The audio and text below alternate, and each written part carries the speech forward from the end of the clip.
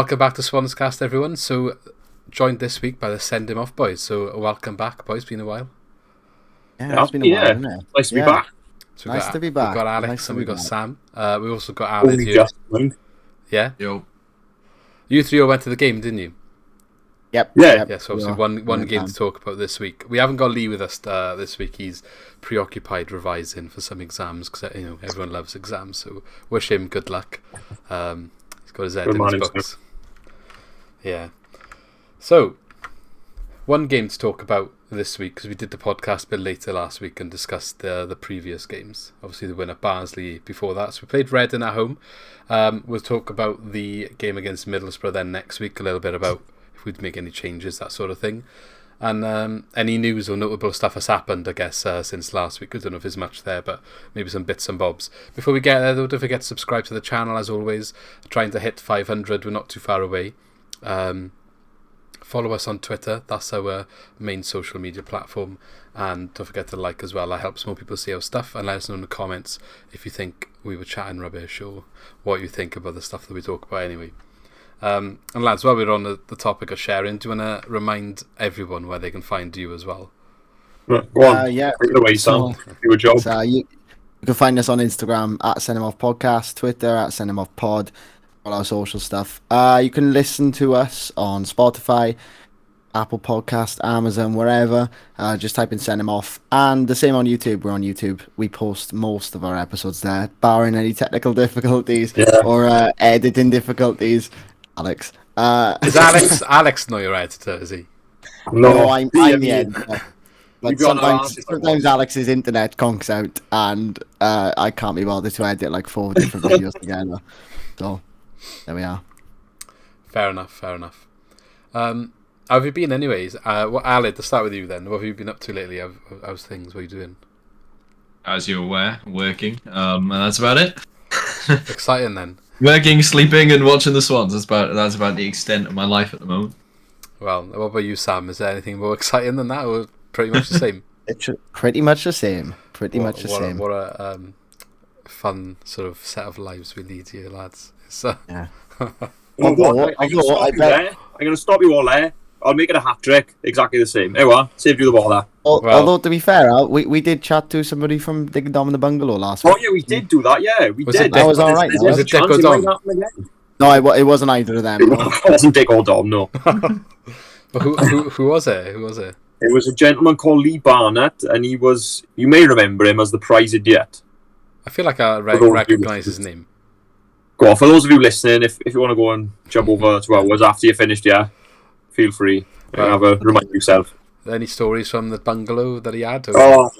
There was. We posted an episode about it, so go and check that out after you watch the football. I'll go check it out. Put it on. I'll have it on in the car on the way to work on my next shift. But check that out if you haven't already. Obviously, they said earlier where to find them on Spotify, whatever. Just type in "Send Him Off" and you can find out what happened back in the day in Dick and Tom in the bungalow. Back in the bungalow. I feel like I'm talking about 15 years ago, perhaps, is it? 10, 15 years ago? Yeah. It's a long time. Anyway, I'm pretty much the same as well. I've been just working, though I did go to Cardiff today shopping. Why did you go to that little town up the road for? Well, I've been to Swansea, so I exhausted all the shops there, so we just had to go and have a look at the Christmas market and stuff. Anything nice? Bits and bobs, but nothing. Bits and bobs. Nothing massive. Didn't actually buy that much. Kind of a bit of a all over the Cardiff for a few bits and bobs. I know. Tell me about it. I'm just there, saying to my partner, we come all this way, and you only bought what you needed to buy for. But yeah, always the same, to be honest. But it's all right. Good day out. Anyway, let's get cracking with the football. So, goal fest, if you like, then against Reading at the Swansea.com stadium this weekend. You three obviously in attendance. Another quick early start for the Swans as they go on to lead 1-0, ultimately losing the game 3-2, but Jamie Patterson opening the scoring. Be interesting to see your guys' take on the goal. From what I saw in the highlights, I don't really know what's going on with the Reading's defending, but Corey Smith just played ball through, Patterson running on, keepers kind of in a bit of no man's land. But to be honest, I think because Patterson kind of just passes it into the net then, but the defender gets back and covers the shot, but he just kind of makes a mess of his clearance. Looking at the replay, I think he definitely should be kicking out for a corner. So you could say we got a little bit lucky, if you like, but good play to get in that position. But Alex, then, what do you make of the first goal of the match? Well, the goal was right in front of sort of where I was sitting, like that. I'm like in the east stand, right in front of the nets, kind of thing. Well, not in front of, but like to the side. And it was a superb ball through. Corey Smith threaded that through a needle. Honestly, it was a brilliant ball. And all I can really remember, because we all sort of like got up and started like, oh, is he gonna put it in the back of the net? So we all sort of like nudging each other. And then he sort of rounds the keeper almost. But I did feel like the defender probably could have done a bit more. I think he got his legs tangled a bit, I'm not going to lie. Yeah. But it was a good finish. Part was on fire at the minute. And I just want to try and keep him in that form. But if we're conceding goals straight away after the, because you could see everyone's head sort of dropped. And even the second goal we scored, it was, again, the same story. And Ryan Manning's finish, well, I won't go into it now, but Ryan Manning's finish for the second goal, I've just completely analysed everything. Completely derailed. No, sorry. Carry on. It's true. It's true though, because you score a goal like that, you round the keeper, and early minutes of the game, you think, all right, there we are, wins in our back now, and we'll get a foot in this game and get our heads down and play the ball. If you're conceding a goal straight after, what's the point? You're better off going in 0-0. Well, Lee was actually speaking in our little WhatsApp group about the game, and he was saying like, when we look forward, it's easy to when we go forward, it's easy to defend against us. The teams do the same, blah blah blah blah blah. But I was like, well, hang on. To be fair, right? If we've got 70% possession at home, let me just check what we had. 74% possession at home. Yeah. And you score in 2 goals. I don't think it's the attack you should be criticising. Well, no, exactly. No, I agree. I at the end of the day, 74 possession, so you controlled the ball, you controlled the game. The opponents have scored 3 goals with 26% of the ball, yeah? So a lot less time to create the chances. So, like, what have you done to stop that happening? And you've scored 2 goals, and let's be honest, 2 goals at home, you should expect to win that game. If you're scoring 2 goals at home. Or at least minimum, if it's, a decent team, you're going to draw it. But losing after scoring 2 at home, there's a problem there for me. I don't think the attack is where we should aim shots at. One of the goals, what I will say, one of their goals was about a week offside. So I don't even know what to talk about that one. That should never have stood. But I'm not surprised we're having officials like that down the Swansea.com. Yeah. I was going to say Liverpool there, but the Swansea.com. I'm not surprised because it was not the first time, it won't be the last time. Blackpool game all over the officials. Well, I said about that one the better, to be honest. Sam, before we get on to that offside goal, just want to hear your thoughts on Patterson's early good start and finish. Much the same. We seem to be striking early quite often in games, and it's all well and good when you keep the lead. Against Peterborough, I know they were a poor team. They were, but I think that's doing a bit of justice, to be honest, huh? Yeah, it is, to be fair. We struck early. We held on to it, and that's where we went wrong. It's the same what Alex said. It's no good scoring early if you're gonna. No good scoring at all if you're gonna concede straight after. No. There was a lot wrong on Saturday. But it's probably the first time, I think I said to you coming out the stadium, Al, it's the first time this season that I've come out really and gone, this person didn't play well, this person didn't play well, at home. I missed the Stoke game, I'd like to point out. So that's the first home loss I've seen this season, I missed the Stoke game. And it's the first time I've come out of a game thinking, so-and-so wasn't great, so-and-so wasn't great. If I can stop you there, right? I hold that thought because I've got a theory on why that is, right? And I'll talk about that after we've discussed the game. But I think it will make sense when I discuss it and tell you what it is.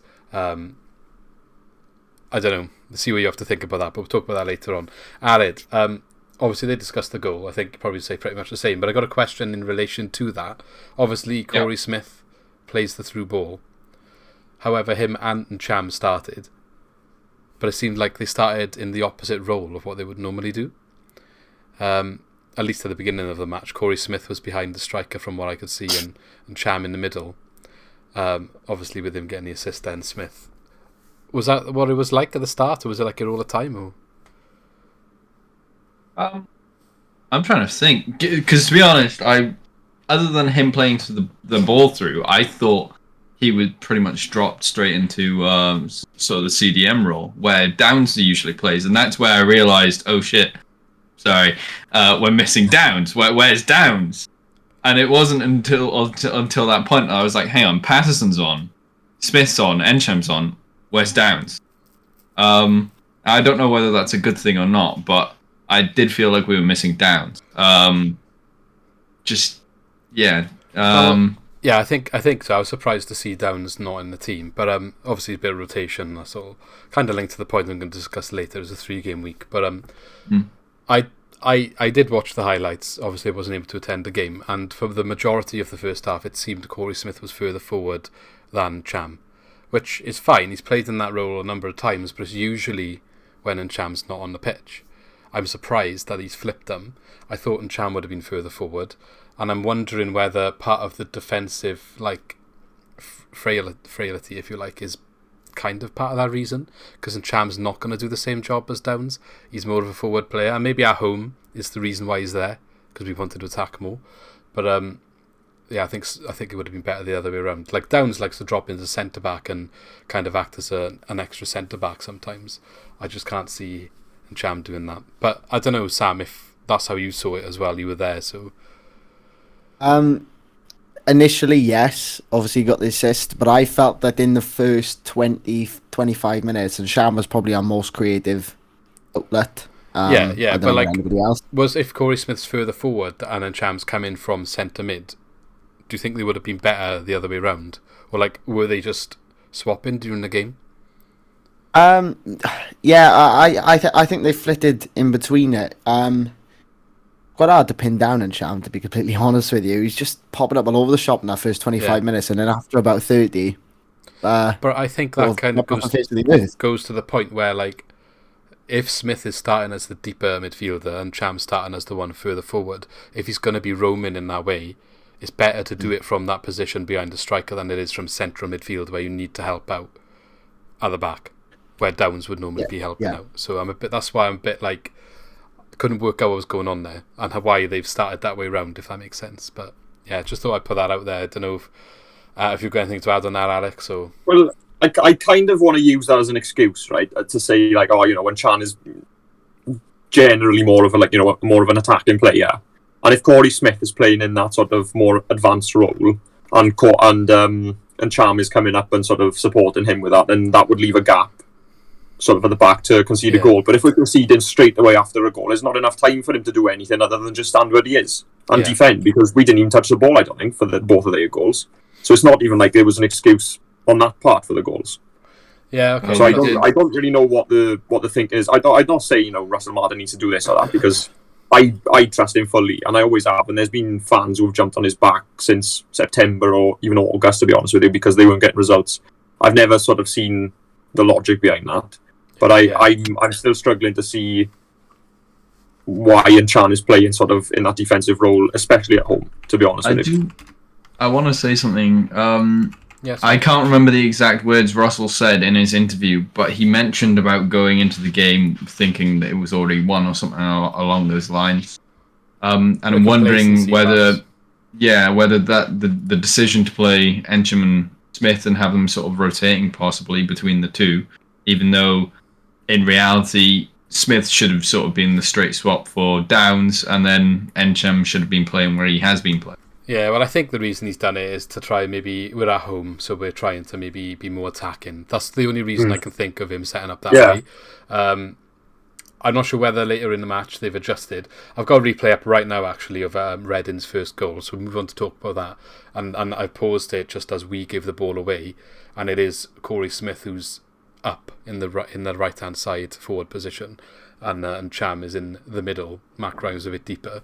But I think if Downs is there, quite often he sits deeper than Grimes, whereas it's the other way around here. So that we gave the ball away here, so Grimes gives the ball away. They're playing around in the other back a little bit, and he tries flicking the ball over and it gets intercepted.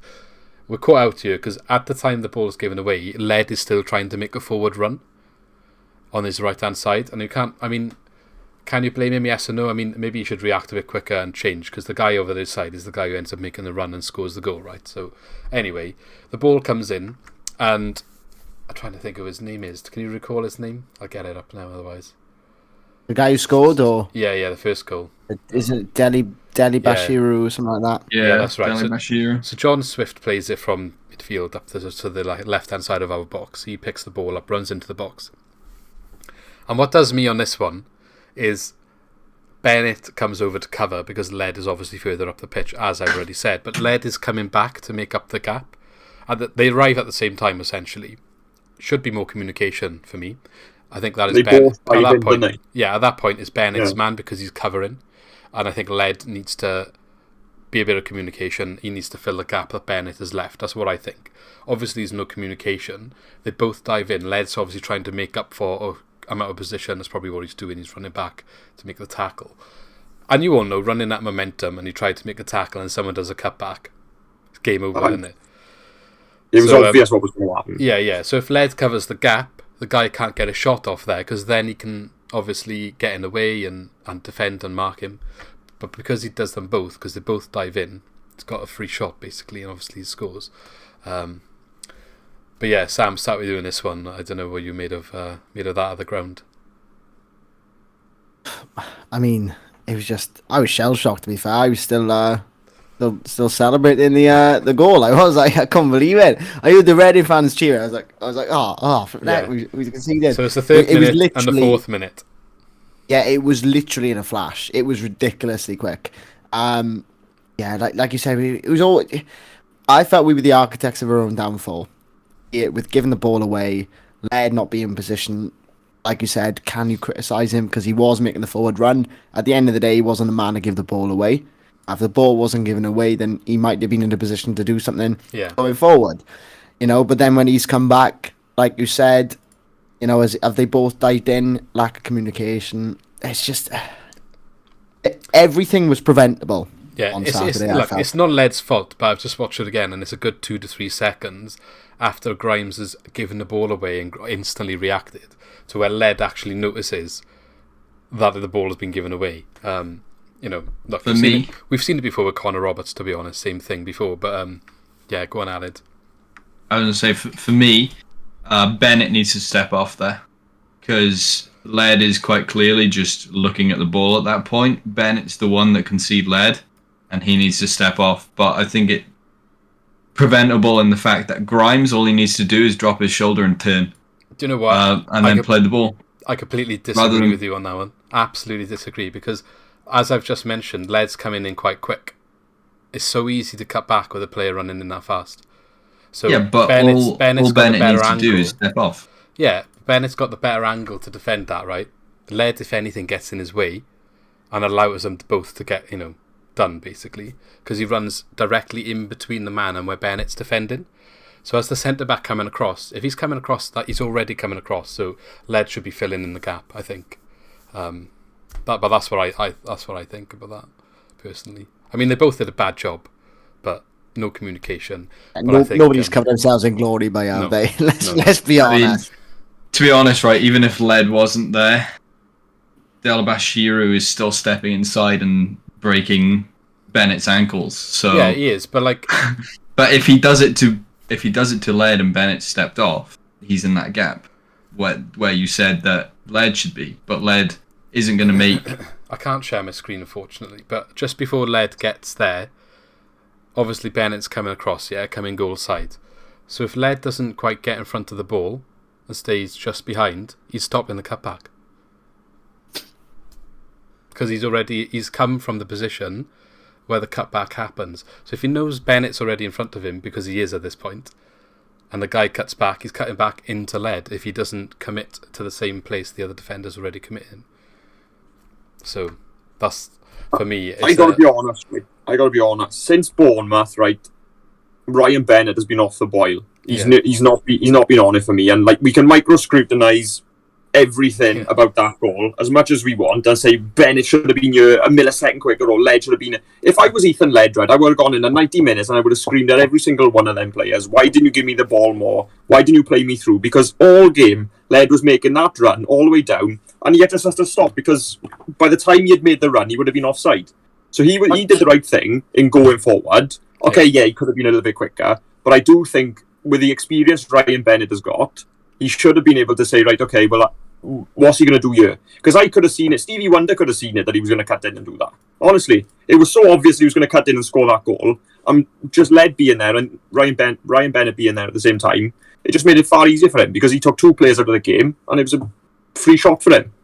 As long as he was on track, 90% time that he was going to go in. I completely agree with you there, but I just don't think we can.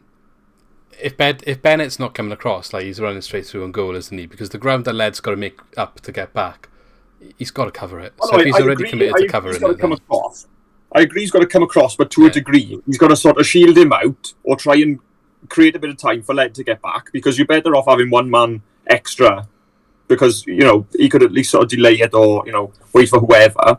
But I do think that diving in there, it was so obvious what he was going to do. We could all see it. No, that's fair. It's good to have different opinions. I don't know what you were going to say then, Sam. I'll let you go. But, I mean, I don't know, maybe watch the replay again, because when I'm just watching it now and all I can see is Led coming, running at pace, diving in. Bennett doesn't actually try and dive in, but when Led's diving in, he's taken Bennett out of the game, essentially. But he can't do anything because he's come in between where he's defending. So at that point, he's useless and redundant, and they are both being taken out of the game. And I know they both did a bad job, but I feel like Led's input of desperation trying to get back has kind of made it worse. Because I think if he doesn't come back, Bennett potentially stops it anyway, but he can't because he's in the way. So that's just what I see from this angle on the replay. But yeah, what was you going to say, Sam? Sorry. My point was just, Alex said nobody was feeding Led. I didn't feel like Led took anybody on Saturday. Oh, we're full of contrasting views tonight, lads. Yeah, great. As well. I disagree. I feel like when he had the ball, he wasn't taking anybody on. So if I was his teammate, I'd be like, no. Or he would take it on, but not do much with the ball. Usually and he just sort of stepped inside. Left back's pocket all game, to be fair. And he didn't have the best game, but I do feel like he was making runs and he was just being completely ignored. You know, when you've got the ball, it's a bit different. But when he's got the pace off the ball as well, you just plonk a ball through the middle through him or, you know, out wide, he'll chase it all day. And they weren't doing that. I got a stat for you, which might, I don't know, go for or against the argument. Considering how much impact Led's had going forward, we say he's quite dangerous going forward on the right-hand flank, yeah? Ryan Manning's got more assists than him. He's got 4 assists this season, which is the most assists out of any defender in the Championship. And Ryan Manning's played most of his games as centre-back. Yeah, but that's because Led gets fouled every time he's in the box. We don't get given a penalty. Like, I was just putting a stat out there. You make out what you want from that. But half the time he gets into position to make an assist, you get kicked. Yeah, no, that's true. I just thought I'd chuck it out there. Had about 2 or 3 different penalties on different occasions by now anyway, to be fair. So they would have counted as 2 assists. I would say more than 2 or 3. I'd say about 4 or 5 maybe. Anyway, let's move on from this goal. Maybe we'll watch the replay together after the match and come to a conclusion. But after the podcast, I mean. Regardless, in 4 minutes we won all. We conceded straight away after scoring. I can imagine that was a very frustrated atmosphere at the ground. But Andy Carroll then returned to rub salt in the wounds, if you like. This is the one I think you were referring to as being offside. Just a little bit offside, yeah. So the replay, marginally, the replay on the highlights doesn't show it very well because the cameraman's moving. You can't see the line. The run Andy Carroll gets on Rhys Williams, Andy Carroll is not quick, and he's quite far ahead. So I think you have to assume that he is offside, but we have no factual angle here that I can definitely say. I think I saw a picture on Twitter. To be honest, I saw a picture on Twitter that proves he might as well have been in Pontardawe. To be honest with you, where was the linesman? On a sunbathe, was he? Well, the linesman was behind Williams. Yeah. That's how far back the liner was. Towards the halfway line. He was closer to the halfway line, honestly.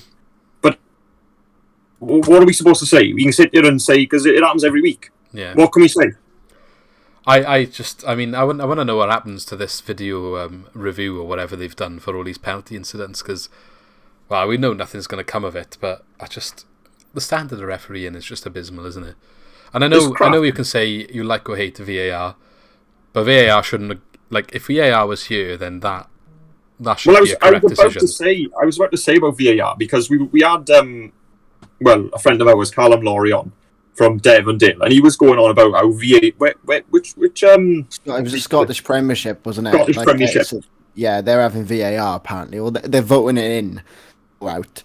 And we made the point, didn't we, that if Ross County could have VAR, then there's absolutely no reason why any team in the second division of English football can't. Not to talk about Cardiff or anything, but they've got an international stadium. The international Welsh team play at that stadium. Why can't they have? I know Luton aren't the best ground. I'm pretty sure us and Cardiff have it in the stadium because we were in the Premier League the year before it came in, weren't we? And Cardiff obviously been up since. Well, Cardiff probably do it. I don't know about us. I believe we have got it installed. Somebody's cut some cables because in for sure. We were kicking off in the Man City Cup game, weren't we? Saying there was VAR in the stadium. Why weren't we allowed to use it? The one we lost 3-2 and we should have. Oh, yeah, that one. There was a big drama about it because we actually had it in the stadium. And the reason we had it was because the season we got relegated, the year after was when it was going to get trialled. So every team had to have it installed. And because we were a current Premier League team, before we got relegated, they installed it. And obviously you're not going to take it out, do you? But yeah, I mean, it doesn't make sense to me at this point. And that I know marginal offsides sometimes they can be annoying with VAR, but I feel like you wouldn't have got that one wrong. It was blatant. Everybody saw that. Yeah, well, not everyone. Well, everybody bar one or two in purple. Yeah. I gotta say, I've just watched the replay of it, and as he stepped back inside and shot, I think it's actually taken a slight deflection off either Williams or Norton's foot, and just taken it slightly to the left hand side of Hamer out of his reach, I think. Do you know but what? It's very hard to tell. A part of me is kind of glad that he scored it, because if you're not scoring that as a striker who's played for all those magnificent clubs like Andy Carroll has, and if you're having that kind of Newcastle and Liverpool. Well, Liverpool, Newcastle, whatever, but he's played at the highest level, and he's not scoring that with a advantage of 4, 5, 6, 7 yards offside, and he's in front of the keeper, and he's not scoring it. Then what hope have we got? Well, so all the best to him. And here, I want to say, right? Not this, I swear. Rhys Williams does good to get back, but I don't think he does good enough when he gets back. And this is the kicker for me, right? I feel Rhys Williams only started this game because of the noise Liverpool have been making about him not playing. Well, I think Jurgen Klopp's been on a little go at Russell Martin, isn't he? I mean, yeah, but I think Russell Martin just should send him this clip and be like, "This is why he's not in the team, pal." I thought he was poor. I don't like to bash him. He's a young player, and I mean, look on Mark Gurry started out. Yeah. I know. Yeah. Look what that happens. Do I think Rhys Williams is going to go the same way as Mark Gurry? No. Good question. But I wouldn't like to say no straight away. I don't. It doesn't look likely at the minute. At Swansea City, no. Yeah, no, I agree. With us, probably not. I don't think he's going to be. I don't like to bash him. He's a young player. No, he will find his feet, and I think it's a big difference playing in a team like Swansea to playing in a team like Liverpool last year. Yeah. You're on Van Dijk and stuff, and now you're on Ryan Bennett and Carl Norton. So yeah. I mean, look, I don't want to knock him either, but he's been picked for the team, so he's still got to do a job at the end of the day. Yeah. It's not his fault he's been picked for the team. It's not his fault he's come on loan to Swansea. So, but I personally don't know if we needed him, and I think if he's on the cusp of being in and out of the team and not really getting in and only getting in because of clauses or whatever, I'd rather develop Brandon Cooper. Who's just signed an extension literally straight after the he can go. I don't think we need to replace him necessarily. Just Brandon Cooper's there. He did all right when he started the season, and I don't think he offers anything worse.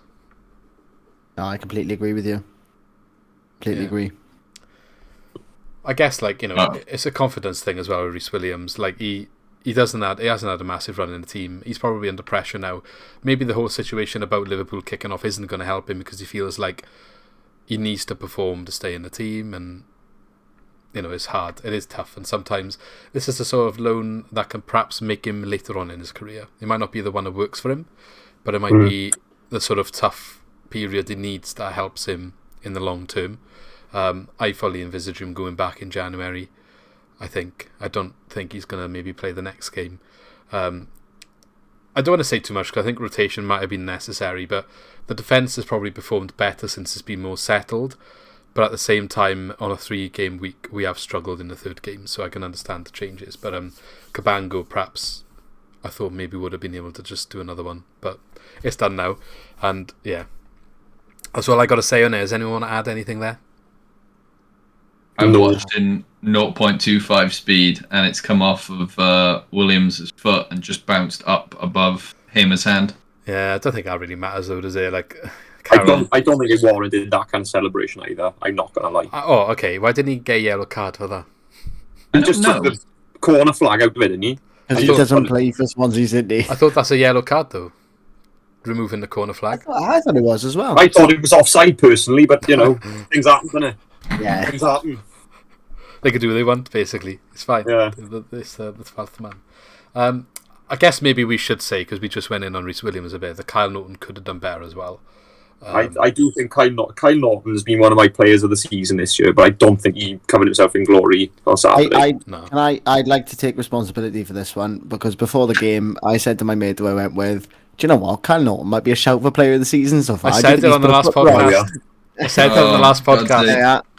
I said it literally 30 seconds before kick-off. He walked on the field. Best like, boys, isn't it? Hey, playing devil's advocate again, though, him and Bennett, okay, like they're old and they're playing consecutive games, and the second one or the third one is always never as good.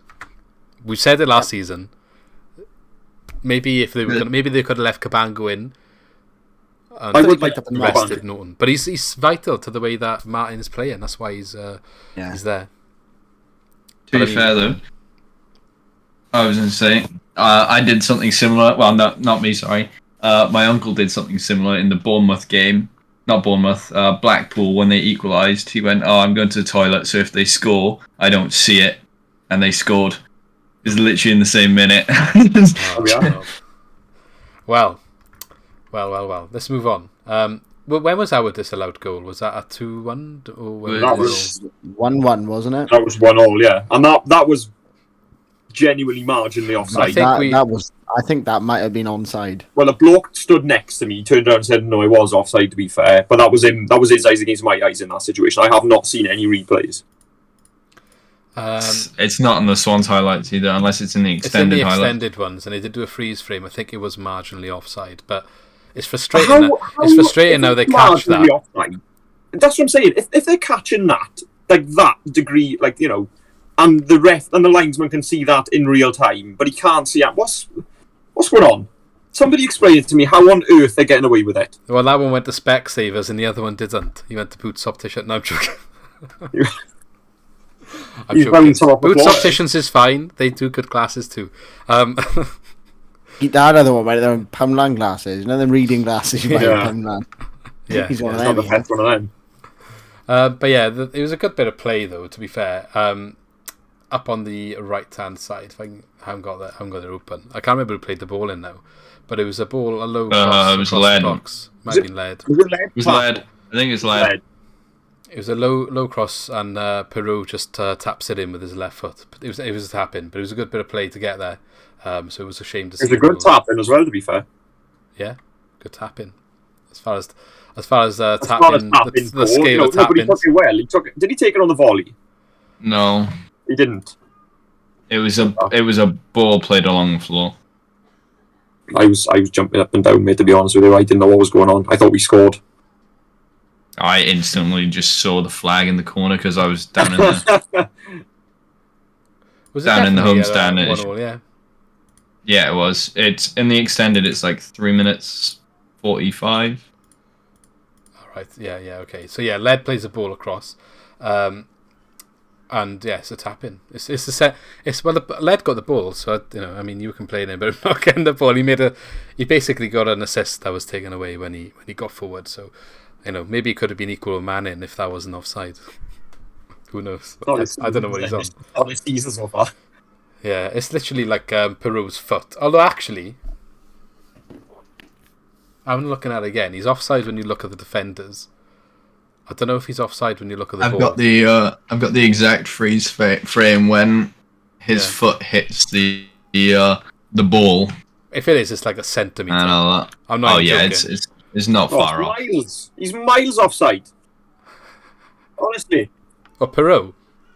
Yeah, centimetre miles offside. He might be. I think. No, I don't know you've whether got to look at the ball, not the last I know. defender. So I'm looking at it. I don't know whether the yeah, he's taking a mick at it. I don't know whether the linesman Yeah, I wasn't like, serious. has forgot the rule. Perhaps I was like, if the linesman's using the defensive line rather than the ball, but for when you're looking at the ball, I don't know. I don't know. I don't know if it is. the lino looks like he's in line with them, though. Yeah, but that's what I'm saying. Unlike so that's the why one I think, with like, the yeah. is he looking at the defenders because he is offside if you're looking at the defenders, but you know the rule is if you're behind the ball, and I think he's behind the ball or in line with it minimum. There we are. That's one that got It's away. a hard chance. That's one that got away. But anyway, we're 2-1 down going into half time. So do you want to sum the first half up? Anything else happen I've missed? Obviously, you guys out of the game. Anything key? Grimes' free kick Oh, well, there we are. straight at the keeper. It seems to be like the case with all of Grimes' free kicks, though. It's either going to go into row P or it's going to go straight down the keeper's throat. But we've got, who was it? I was reading a stat. I think it was Jamie Patterson has scored, I don't know, 4 of his last 10 free kicks or something like that. 4 of his last 10 free kicks or something crazy like that. And Grimes hasn't scored one since he was playing. Who was the last club he was playing for? Was it Northampton, Rotherham? perhaps. Northampton. Yeah, he was playing for Northampton. That last free kick he scored was playing for Northampton. So I can't work out why he's still on corners and free kicks. I do think he's been quite unlucky with his free kicks, in fairness. He's hit the post a couple of times and with good saves in the corner. But yeah, straight at the keeper. He was quite close to the box, wasn't he? I'm not sure if he could have got it up and down over the wall. So he's tried to go through the gap. But yeah, not much there to say, I don't think. I went for a wee at that point. I missed it. Didn't miss anything. Well, do you want to talk, Sam? Do you want to lead us on Ryan Manning's volley instead for us to get 2-2? Ryan Manning's volley, I didn't realise it was a shot. When it left his foot, from where I sat, it looked like it was going closer to the corner flag than to the net. And I literally went, oh, like that. And then everyone started cheering. I was like, oh my God, it's gone in. Like, I wasn't very observant on Saturday. I missed a free kick. I missed the first Reading goal because I'm still celebrating. And I didn't realise Ryan Manning had scored till I heard the cheering. But all in all, I had a good day. I had a nice time. He was sat in the box, he was having it was a nice day. Leon Britton was mugging him off in commentary as well until it went in, so I wouldn't worry about it. Yeah, Aled, was that by where you were sitting? Or the other well, yeah, the strike, literally, if you take a diagonal up into the stand, that's basically where I was. And I gotta say, even for me, it was hard to tell that it was going in until you just see the ball just dipped and you're like, oh, yes. But the original angle that, from where I was, he still had 2 players in front of him. So for him to be able to dip that like that was just insane. Such a good shot. Yeah, well, basically what's happened, the ball's gone into the box, it's been headed away by one of the Reading defenders, and it falls to Ryan Manning, literally on the edge of the box, on the edge of the box to the left-hand side. And he volleys it with his right foot, first time, and it just kind of like dips into the bottom right corner of the goal. Very good strike. I thought, is he left-footed? I'm not sure. Yeah, he was left-footed. I was about to say, our 2 goals of the season have both been scored by weak foots. That one and Pirot's against Blackpool last week. Yeah, that was a hell of a goal. Both been scored. Oh.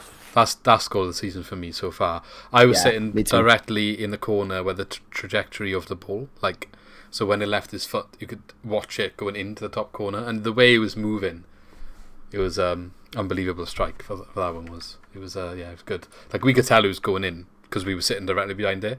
I think the rest of the stadium weren't so sure, but so I think we started cheering a bit early and everyone just joined in, but yeah, it was good. So yeah, go 2-2. I think at this point, realistically, we should have gone on to win the game. I think. However, they decided not to switch on again after the kickoff. So Alex, I know how happy you were about this. So I don't know if you want to lead us into what happened next. Do you know what? I genuinely can't remember this goal. Run me through it again. run me through it. Norton gave it away, didn't he? It tracks back further than that, though. Yeah. I'd say. Was it Grimes again? So I don't think so. I think it's the ball gets cleared from Reading, then Reece Williams heads it towards Smith, and then Smith plays a terrible back pass. hospital pass. Oh, yeah. To Norton. Norton makes a mess of it, loses it to someone. He kind of tries playing it to Bennett, but I think he should be going to the keeper at this point. But he's under pressure. To be fair, it's not a good like ball from Norton. But under pressure, I think he's just not really made a good contact with the ball, and that's basically the damage. But I think you've got to blame Smith as much as you blame Norton there, because that was a hospital ball and a half. I like I said, if I was Ryan Mann, and we all said it up there when the goal went in, if I was Ryan Mann, I'd be fuming. I would be tamping, because he'd done all the hard work there with that volley, and then just to fart around with it, and hospital pass, and then by the time you couldn't even realise it's in the back of the net. All that hard work. It's also the second goal I recall us conceding. I can't remember who the other one was against, where they've hit the post and then scored the rebound, and none of our players seem to react. I'm not saying they could have stopped it, but play until it goes in, basically. Like the Reading player obviously when it bounced off the post, I thought, we got away with it. But then there was just that one player who was a bit sharper than our defenders. I can't remember for the life of me.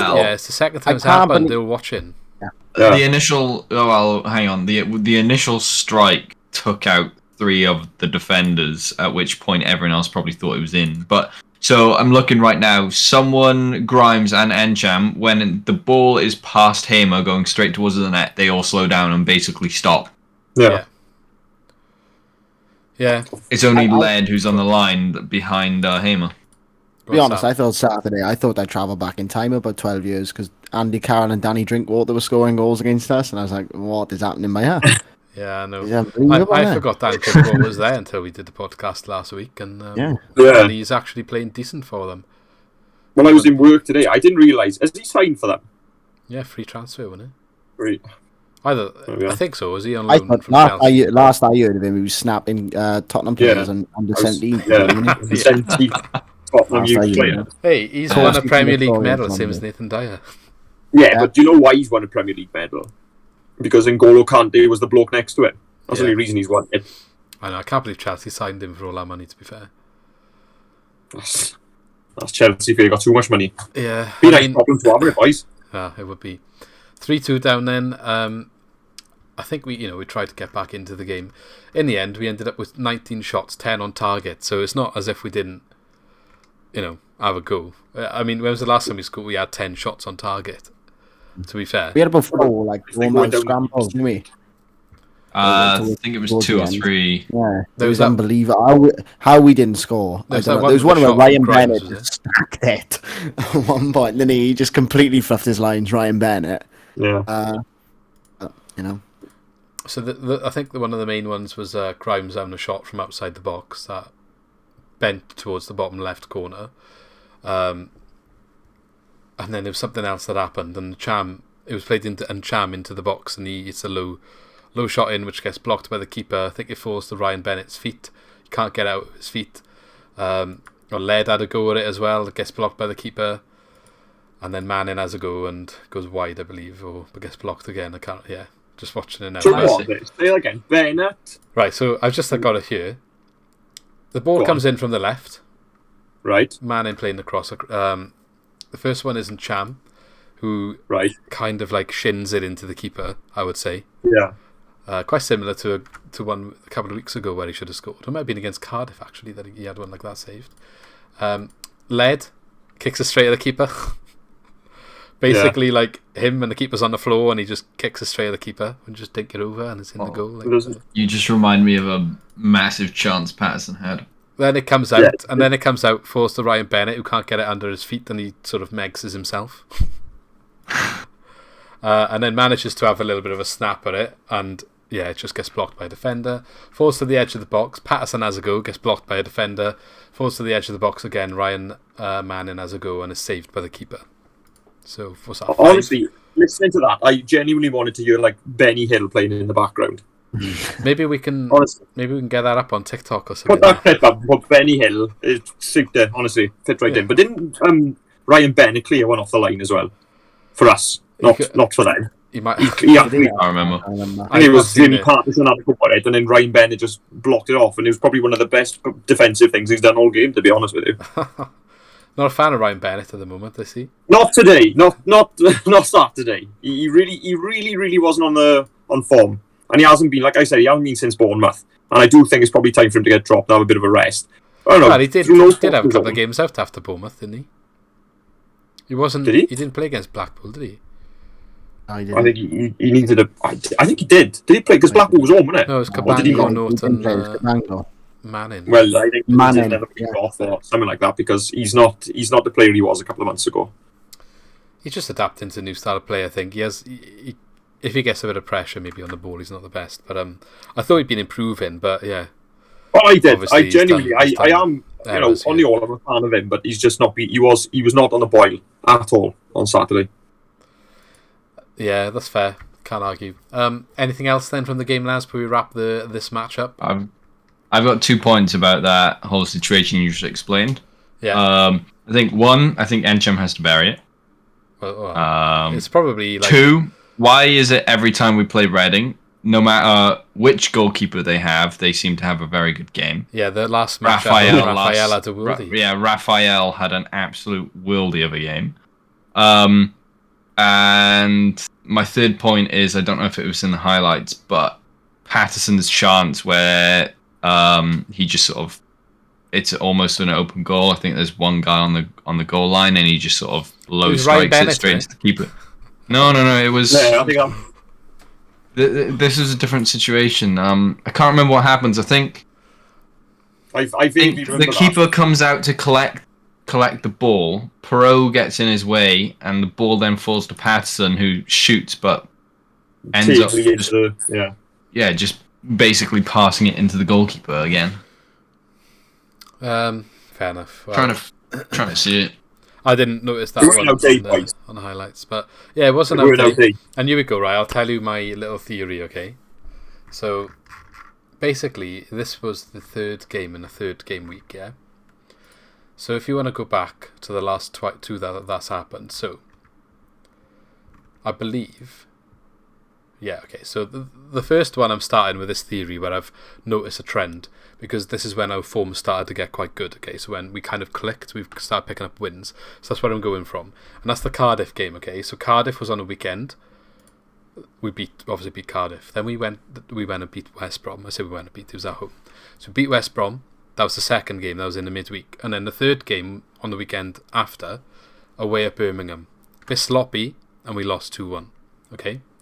The next one, we beat Peterborough on the weekend. We beat Coventry away midweek. Third game, Bournemouth, lost 4-0, bit sloppy. And then we go here. Yes, Blackpool wasn't a win, but we should have won that game, I think. I think it was a fair draw in the end, but we played well enough to win, and we should have had potentially a penalty or two, yeah, so whatever. We didn't lose, draw against Blackpool, and they were a decent team. We beat Barnsley away. Third game this week, bit sloppy, we lost to Reading. So this game style that Russell Martin is doing, we know fitness was a concern at the start of the season. They didn't have a good pre-season. They weren't fit enough. And then they were fit enough for any normal game plan, let alone this one, which we've got to be quite fit for. High pressing, high intensity, passing the ball, controlling the game. When it gets to like the third game in a week, they seem to kind of run out of gas a little bit. They're making silly mistakes. They're doing sloppy things, making little errors. I feel like there's a bit of a trend. The third game in a game week is always the worst, and we tend to be losing it. It'd be interesting to see if that carries on, but I don't know what you make of that now. I've maybe brought it to your attention, Sam. I get what you're saying, and I get it. I get it with the game plan, but Reading played 3 games this week, and they've come and scored 3 goals. I'm not making it as an excuse. No. I agree with you. Like, there is fatigue, and it is the game plan. But other teams who aren't in that game plan, sorry, they're gonna have 3 games, and they're gonna be playing 3 games, and they're gonna be high intensity in all of them because of their different game plan. So I'm not for 1 minute suggesting that Russ Ball needs to go at all. That's not what I'm saying. I am all aboard the Russ bus, right? But I think there needs to be. I don't know. Do we need to get our fitness up? Can we keep using it as an excuse? Yeah, but this is why I'm bringing it up, because like maybe it should be better. It shouldn't happen, but it seems like it is happening. So something that we need to address. It's 3 times in a row it's happened on a 3-game week, so I feel like it's a trend at this point, and I feel like it does need to be addressed. And if fitness is the reason, and you need to be high intensity, and this game style is going to take a lot out of players, whatever, and if that's what it is, maybe we need to look at more rotation earlier in the game weeks, so that by the time we get to the 3rd match, we're not all out of gas. Like, why is Jay Felton not getting a look in? Why, I think if he was on the pitch, I think we've seen the last of Jay Felton. Yeah, we probably have, but I'm just asking that question because if these issues are present, why are we not trying to fix them? I agree. But I don't know, there's something going on behind the scenes as well. It's got to be with him. Yeah, potentially. And it probably is the last we've seen of him. But I just think which is quite we could sad do stuff when you to think stop about this happening, really. And he does need to address it going forward. I don't know, Alex, you've got anything to say on it? I think you've covered it quite well, to be honest with you. I think, like you say with the 3-game theory, if you will, I thought you were going to start saying, with Eye of Newt and cast some spell or something like that and say, with any luck now we'll start winning. But no, it makes sense. But like Sam said, everybody else is playing 3 games, and it's, we're playing on the same pitch. Yeah. It's all the same. So if it's just a case of getting the fitness up and train a bit harder kind of thing, or work on that side of things rather than blame it on the 3rd game. No, definitely, I agree. I think it's something that needs to be sorted. We can't use it as an excuse. I just highlighted it as a bit of an alarming trend, perhaps, absolutely. that maybe we should keep a lookout, because if it does keep happening, there's a problem, and the problem does need to get fixed. So it'd be interesting to see how fresh they are now going into Middlesbrough. They've had a week off, and then they've got another week until the Forest game, so that's a big one. We need to get a win there. But let's close off that match then. Any news then in the last week? So I don't think it's been news too on much. Wine Street. Yeah, Word of Wine Street, a little section as we like to call it. One day I'll make a little jingle to go with it, but haven't done it yet. I mean, well, is there any news on the MK Dons keeper? We've been linked to a keeper from MK Dons. I saw that a couple of weeks, but Fish or something. Gone a bit quiet. So, do you think maybe Bender is not going to be number 2? I don't think Bender's going to be number 2. But I quite liked him at the beginning of the season. I quite liked him, but then Hamer came in and he's quite solid. But even now, again, since Bournemouth, Hamer was looking quite shaky, and he's not been sort of the same since. He's sort of a bit timid. He'll come out and he'll probably go back. Like, I don't know if you saw the highlights from the Bournemouth game, but there was an incident where he ran out as if he was going to charge out and get the ball. He sort of stopped himself and ran all the way back. So I don't know what's going on there. So do you think this keeper's coming in to be first choice? Well, I don't see why not. I really don't see why not, because Russ knows him from MK Dons, so he knows what he's about, and he'd rather have a keeper that he trusts. I mean, to be fair, a bit of competition is a luxury we don't really have at the moment. Exactly. Bender was all right; he wasn't brilliant, but he is still young. Clearly, definitely take Hamer over Bender. Yeah, you would, wouldn't you? Of course, Bender's got age on his side, though. I feel like he's alone, perhaps. I feel like Hamer though was it Blackpool? I think he had a good game against Blackpool. He was at fault for the goal. He has had, but I think he had a good game on. He had a good, not a good game, but a tidy game on Saturday as well. Because he wasn't really at fault for the goals. You can't really blame him, and he's pretty solid as far as it went. But I did blame him for the Blackpool goal. To be fair, I did blame him for that. He punched. Because badly. That is one thing I've found he's done a lot, is punch the ball away, and when there's been opportunities for him to catch it. It's fine to punch it, but in a corner you don't punch it to the edge of your box right in front of the goal. You punch it side, like left or right. You don't punch it directly down the middle to a position where there's someone that can just volley it into the bottom corner. That's just not good goalkeeping. So that was his fault, but I think he's been solid otherwise. I think Bender maybe needs a loan, so it'll be interesting to see. I don't know. Do you know this guy's name from MK Dons? It'd be interesting to see if we go in for something fish. I don't know his first name. Sounds fishy. It is a bit fishy. We had all those on the way home, mate. We had Sam giving us all the puns, so don't worry, we've covered them all. Well, yeah, we do like to sign a goalkeeper in a transfer window, so could be on. Did I say you keep all the goals, Trout? Yeah. There's a bit of news as well. We did mention earlier, Brandon Cooper signed a new contract, didn't he? So, he's looking to eye more opportunities. He said that he was talking in an interview and he was saying his preferred position is the central, like the one in the middle of the three in Martin's system, and that's what he's eyeing in terms of opportunities. So he signed on until the summer of 2024 with an option for a further 12 months. So that's positive news as well. As I said, I hope we see more of him, and hopefully if Rhys Williams does go back, maybe it just means we get to see more of him rather than bringing in another centre-back. I think we should only bring in another centre-back if they're going straight into the first team. I don't want another one that's going to be Euro there, bit of cover. We got cover. If we're going to get someone in, improve the centre-back situation. Sorry, on that note, has Latibodia died? I was about to say is no. he? No, he's been on the bench, hasn't he? Where is he? He's been on the bench, yeah. He's just been warming a seat on the bench, I think. He's come on a couple of times. He just comes on a wing back now, that's all. Yeah. I don't know, I think he's another one that, if he's there or not, it doesn't really make much difference. He doesn't offer nothing for me at right back, and if he's a centre back, though. Yeah, if he's a centre back that Russell Martin doesn't trust, the centre back has made him a wing back, and now he can't even play as wing back, then he's got to be on his way out as well. But one more thing, I do think Obafemi might be gone as well. Yeah, let's talk about that because that's an interesting situation. I don't really know what's going on there.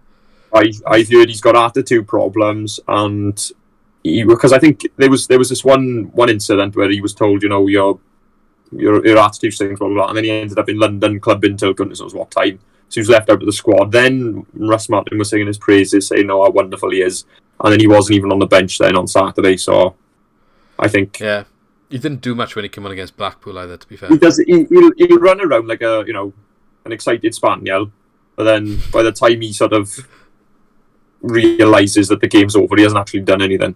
I think he bagged. Was it one goal against Birmingham? Was that what you saying? So he'd be another Alvaro Vasquez now, or Ite Shakhtar. Yeah, he's done more than Ngog, which to be honest hasn't taken too much, is it? It's a shame. It's a shame because obviously that's where the Jamal Lowe money went, and I don't feel like we'll get it back if he does go. We'll probably end up going on loan or something. We'll see. Might even ship him out, terminate the contract, or I don't know. It all depends on his attitude. It cost over $1 million, so I don't know if they'll terminate it. Hasn't the attitude thing come from who was he at before? Celtic, wasn't it? Where they had the Southampton. I don't know. So it doesn't really have come as a shock, to be honest. If we take Martin's word for it, though, what he said recently in an interview about him, he said that he needs to get fit and be ready to come on and have an impact. Yeah. You saying he wasn't offering enough when he... Yeah, and essentially that, Cullen at the moment deserves to be on the bench. And he also mentioned that he's not fully settled yet. Yeah, it's all smoke and mirrors sometimes, though. So, yeah, exactly. It could be something else going on. But if we take those words from the interview as exact, then hopefully we will get our money's worth. We'll see. And the other thing is he's still young, isn't he? So he's still young. It's a busy Christmas period where he's got the opportunity to turn it around if he wants to, I guess. But he obviously needs to. I'm wondering if there's a little bit more to it, and that we were linked with him obviously last January. We should have got him in other than him getting injured. And that was obviously a Steve Cooper thing, perhaps, or club thing.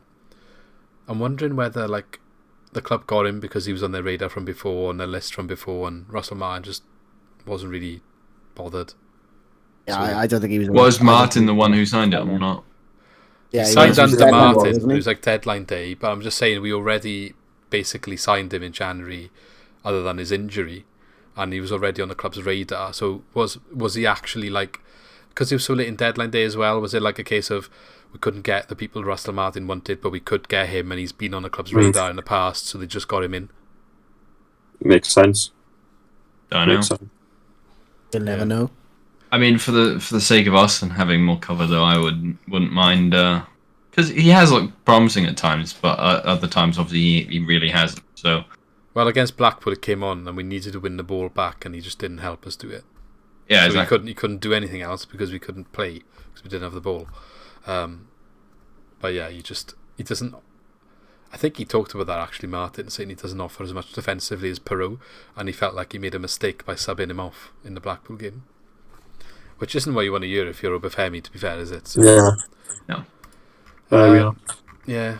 Well, watch this space on that one, I guess. I don't think there's too much more to talk about. Burson Selina scored a hell of a goal for Ipswich. He was a worldie, wasn't he? He was Yeah. beautiful. I think I've seen him trap the ball like that for us before, but he never dinked it in that way that I can recall.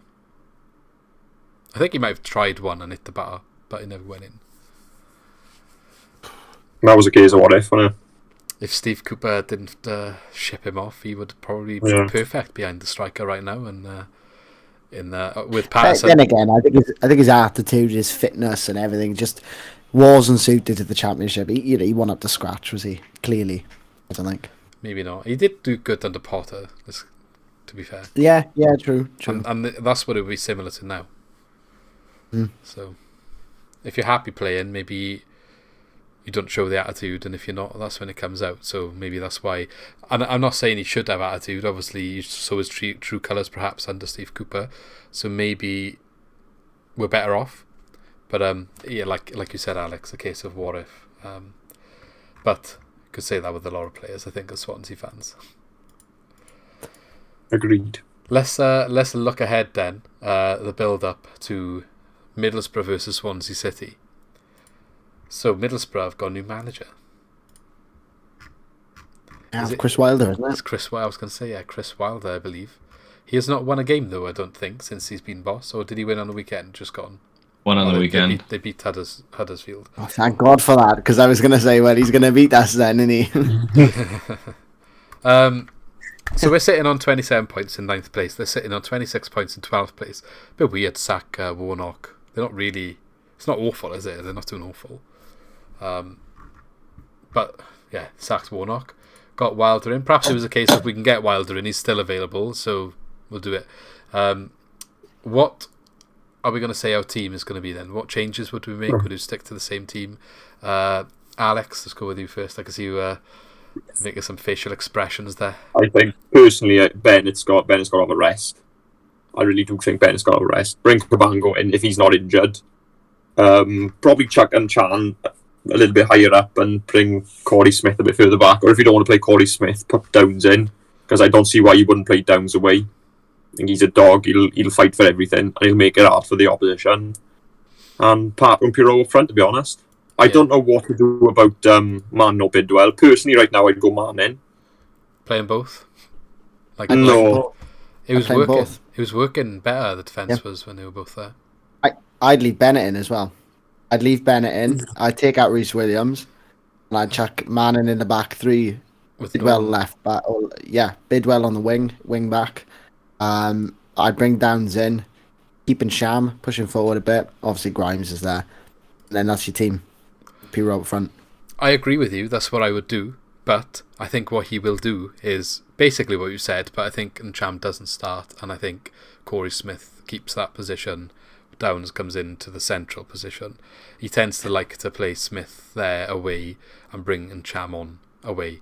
To be fair, it's a really nice dilemma to have. It's been a while since we've had like real quality there, and like Corey Smith, I really like Corey Smith, and Sham is quality. So to have those two that you could just interchange, it's just a luxury that we've not had as a team for a long time. Like last year, it was pretty much Grimes, Fulton, or Smith, like or all three. Like that was it. Or Horahan, you know. he came. Oh God! Well, there we are then. That's reminded us. Yeah, I do agree with you. I do like Smith, but I don't know if his best position is forward. I don't know. I don't know. I like him sitting back. Yeah. I agree with you. I think Ncham offers a lot more going forward. Yeah. But obviously that's just because I feel like Smith has always just been. Well, he's not an attacking player, is No, he? not always been. Exactly. He's just a CDM. Although he did do a good assist, obviously, in the last game. I was going to say, the assist, he's got the quality. You know, he can pick a pass. I just think it's not his natural instinct to turn and look forward in that way that a number 10 naturally would. I don't think it's also his instinct to sort of try and take on players as well, like Ncham will. There was that one game that he was in Cardiff where he nutmegged someone and then got brought down in the box and we didn't get a penalty. Again. Surprise. What a surprise. But yeah, so the other thing is as well, Smith is fine there, I think, when Led's on the pitch. But when he did a couple of games where it was Smith and Latabodia, oh my God, there was nothing down that right-hand side. But yeah, we talked about that in the past. I think he's doing it so much now, so it's not a problem. I think if anything, Smith has improved in that role than back then. Aled, any changes to the team for you? I agree with what's been said, to be honest. I think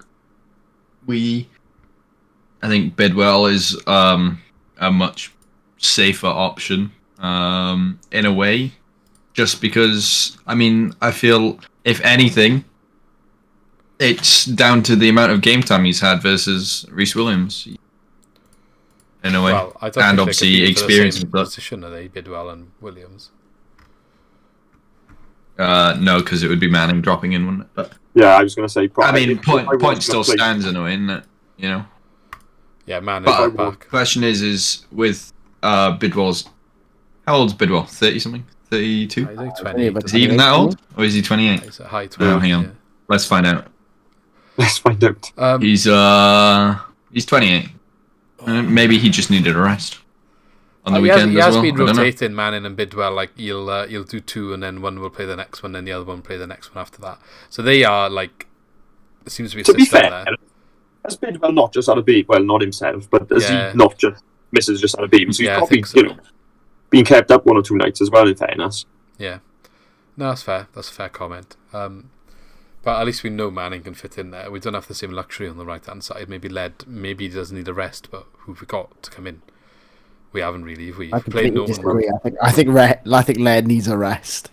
Yeah. Yeah, I think. Well, Do you know the third game syndrome that you're on about? yeah.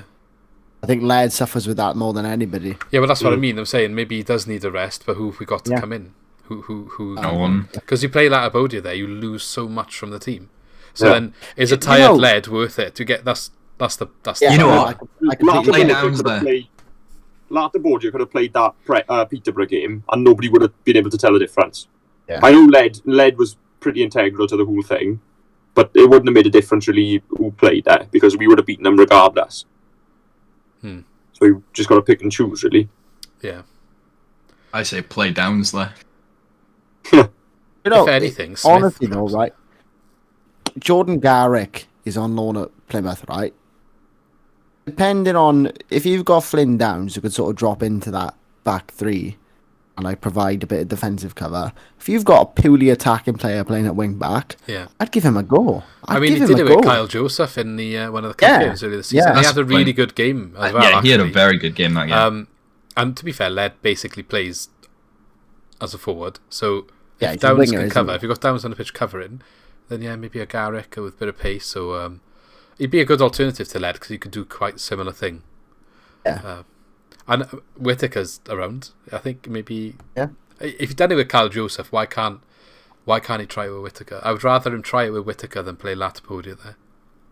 Or, if you wanted Yeah, that's to, true. chuck Brandon Cooper in the middle and play Bidwell and Manning as their full-backs. Yeah. I know one of them took the position, but... Or know. Norton, but I think he's literally Well, decided yeah, Norton I think is his... Norton's lost a few yards now, hasn't he? and he's decided Norton is his guy, isn't he, in the middle? So, all right, that's fair. A couple of players notable for Middlesbrough then. Sol Bamba is in the middle of their defensive back line. Well, there's a goal for them then. Guaranteed. He scored against, didn't he score against Cardiff? No, he didn't score against them, did he? He had man of the match, I think he did. Imagine that. They did score over them in the end, didn't they? So, anyone else? Duncan They got Watmore up front. Duncan Watmore, yeah, he's alright. Still got Paddy McNair in the team. He's alright. He's still there, set in the back line. Yeah. Johnny Howson. Yeah. Is it Jed Spence or something? I didn't realise they got Neil Taylor now, haven't they? Well, they have, haven't they? Have Right, they? there we are. There's the goal. When did he creep into that team? I think they signed him on just a free a signed couple of now. weeks ago, didn't they? Yeah. He'll score overhead kick now. I was going to say, yeah, there's 2 goals then. Well, he didn't play in the last game, so watch him start this one. Yeah, 100%. Like, I saw their left wing back, Bola, I'm not sure what that is, Mark Bola. He picked up a yellow card. What should be something ridiculous now that he's just got his yellow card suspension, so Neil Taylor's got to play the next match. And I mean, I could research this for the podcast, but I haven't, so I don't know if Bowler has got suspension or not. But it'd be typical. Let's have a look. It would be typical. Embolo. Okay, so anything else? We'll end up in a second. Before we go, then, lads, what do you reckon? How's the game going to go about with Middlesbrough, Sam? I'm going to go 1-1 draw. I mean, away from home. Had take it. Yeah, 5 yellow I think cards. you've got to go up there. It's a tough old game. Well, it might be suspended now because weather up there is not great, is it? At the moment. So. That's true. Alex? I was going to say 1-1, but then a part of me thinks we don't play too bad away from home in general recently. I know we haven't picked up too many wins, but I do fancy a sneaky 2-1 if it's not 1-1. We have started picking up wins, though. Coventry and Barnsley. I know we're not going on the road and beating everyone. But our form's starting to pick up, so I don't see why we couldn't win 2-1. I think even like either of you, like a draw or a win, that would be a good result. Alid? Yeah, I agree. I think anywhere in that sort of. Well, I think I'd happily take a draw away, but if we can get a win, then obviously 100% we'll take that. So yeah, so what are you predicting? You don't want to say. He's on the fence, isn't he? That was a politician's answer. I know. It's like, a draw would be good, but I mean, if we can get a win, then obviously I'll take that. I'm gonna say. I reckon if we can get an early goal and actually sort out our defence, I'd say gonna go ballsy and say 2-0. Oh, God. Cheat. To be fair, last time we played Chris Wilder team was Sheffield United when they were in the Championship with us the year we came down because they went up. We beat them twice, but that was under Graham Potter. We beat them opening day, didn't we? Yeah. Jan Dander scored. Remember with his first touch or something? Yeah, I did. I was in Lanzarote. You were asking about Latabode, yeah. Where's Jan Dander? Yeah, he's died as well, hasn't he? Well, God. It's funny how he can't get in that position ahead of Corey Smith. Him as well. I think there's about 12 players in our squad that I forgot existed. I mean, you mentioned John Garrick, and that was just like, oh my God, he exists. Yeah, unbelievable. Isn't it? So going back to that Mark Bowler guy, he's actually only got 3 yellow cards, so we're safe. Hmm.